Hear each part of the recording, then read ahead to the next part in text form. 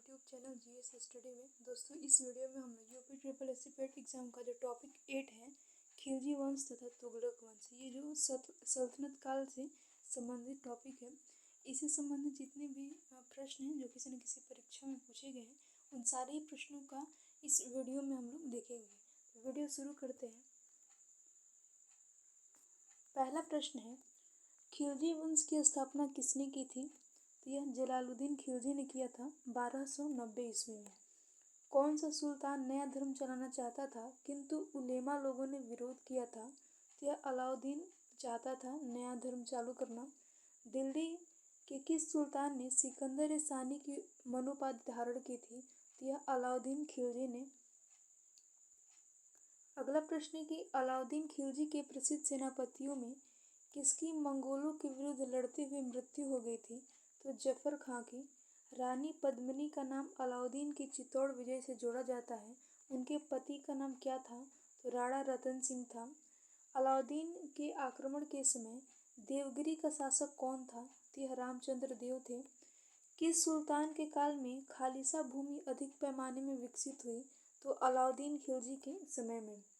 अगला प्रश्न है कि किस सुल्तान के बारे में कहा जाता है कि उसने भूमि कर के उत्पादन के 50% तक का कर दिया था?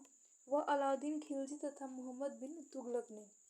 अगला प्रश्न है, सुल्तान जिसने बढ़ाकर भू राजस्व उपज का 50% कर दिया था? तो यह मोहम्मद बिन तुगलक तथा अलाउद्दीन खिलजी हैं।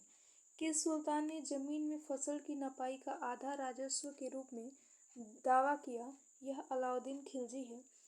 किस सुल्तान ने बाजार सुधार लागू किया? तो यह अलाउद्दीन खिलजी ने बाजार सुधार लागू किया था।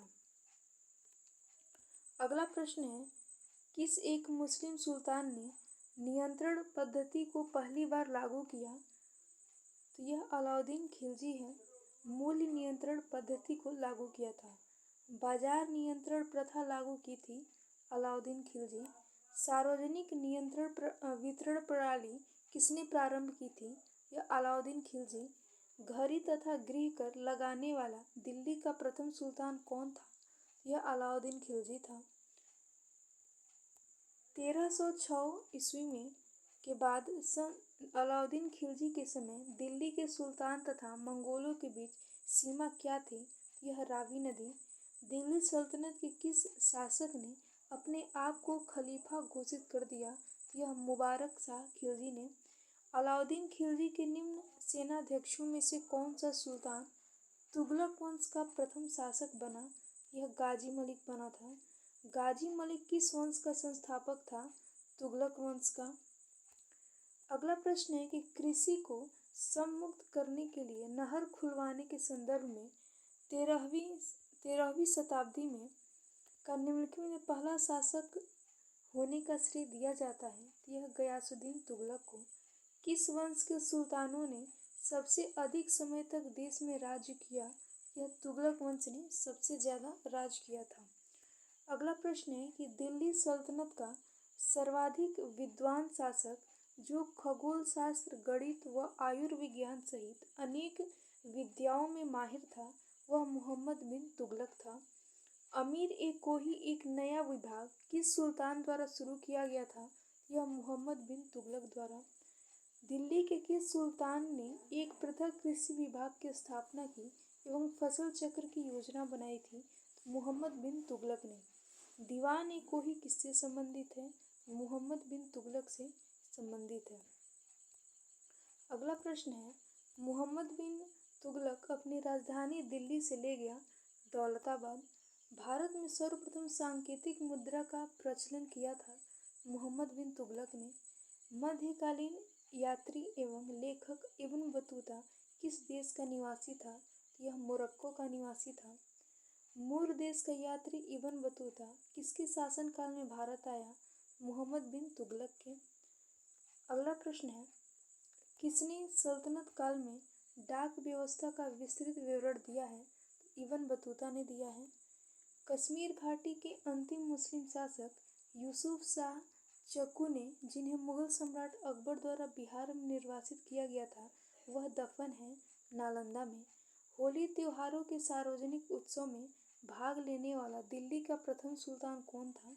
मोहम्मद बिन तुगलक था। अगला प्रश्न है, दिल्ली के किस मुस्लिम शासक के निधन पर एक इतिहासकार ने कहा कि राजा को प्रजा से मुक्ति मिली व उन्हें राजा से? तो यह मोहम्मद बिन तुगलक। किस सुल्तान ने बेरोजगारों को रोजगार दिलाया? तो फिरोज शाह तुगलक ने दिलाया था। अगला प्रश्न है, रोजगार कार्यालय की स्थापना की थी? फिरोज शाह तुगलक ने। दिल्ली का सुल्तान जो दान दक्षिणा के बारे में काफी ध्यान रखता था और इसके लिए एक विभाग दीवान खैरात स्थापित किया, वह था फिरोज शाह तुगलक। किस सुल्तान के बारे में सबसे अधिक गुलाम थे? किस सुल्तान के दरबार में सबसे अधिक गुलाम थे? फिरोज शाह तुगलक के। दिल्ली का जो सुल्तान भारत में नहरों के सबसे बड़े जाल का निर्माण करने के लिए प्रसिद्ध है, वह था फिरोज शाह तुगलक। अगला प्रश्न है, हक ए सर्व कर लगाने वाला दिल्ली का प्रथम सुल्तान कौन था? तो यह भी फिरोज शाह तुगलक ही था। दिल्ली के किस सुल्तान ने ब्राह्मणों पर भी जजिया कर लगाया था? फिरोज शाह तुगलक ने लगाया। किस सुल्तान ने फलों की गुणवत्ता सुधारने के लिए उपाय किए? फिरोज शाह तुगलक ने। टोपरा तथा मेरठ से 2 अशोक स्तंभ लेख दिल्ली कौन लाया? फिरोज शाह तुगलक लाया था। दिल्ली का कौन सा सुल्तान अशोक स्तंभ को दिल्ली लाया? तो फिरोज शाह तुगलक ने लाया था।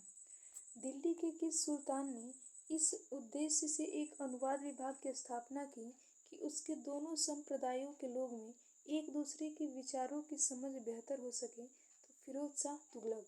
राज्य के खर्च पर हज करने की व्यवस्था करने वाला भारतीय शासक था फिरोज शाह तुगलक था। फिरोज शाह तुगलक द्वारा स्थापित दार उल सफा क्या था? यह एक खैराती अस्पताल था। अगला प्रश्न है, दिल्ली सल्तनत के तुगलक राजवंश का अंतिम शासक कौन था? तो यह नासिरुद्दीन महमूद था। तैमूर ने किसके शासनकाल में भारत पर आक्रमण किया? तो यह नासिरुद्दीन महमूद पे किया था। तैमूर ने भारत पर आक्रमण कब किया? 1398 ईस्वी में। तैमूर के आक्रमण के बाद भारत में किस वंश का राज स्थापित हुआ? तो सैयद वंश का राज स्थापित हुआ था। दोस्तों, यह कुछ महत्वपूर्ण प्रश्न थे। वीडियो अच्छा लगे तो इसे लाइक शेयर और सब्सक्राइब जरूर कीजिएगा। Thank you.